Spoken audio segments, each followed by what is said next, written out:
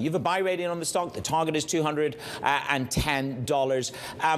But $3 billion of sales lower in China, down by 13%. You would say I need to look at the rest of Asia. The market would say look at HP and Dell in 2010. So counteract that for me. Good morning.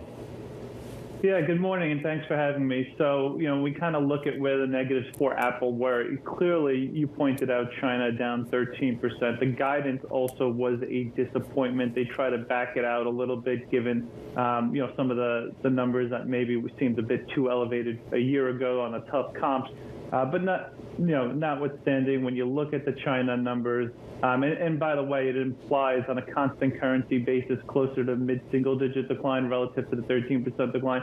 But nonetheless, it does imply that they are starting to lose share within the China market. At the very least, replacement cycles are slowing within China, and that's a concern. But when we kind of look at it in totality, outside of that, the results were actually very, very good. You pointed to the growth in Asia, grew about 7%. Apple very underpenetrated in most markets outside of the U.S. and China. Actually, they've only got 20% of the global share of the smartphone market. They did very well in India and Indonesia. That's a decade-long opportunity out there. And then really where the great kind of results came from was better than expected margin expansion, both on the product and the services side of things. That installed base continues to chug along very well, north of 2.2 billion devices. And that really is kind of the barometer of health for Apple's core business. So as long as we continue to see that,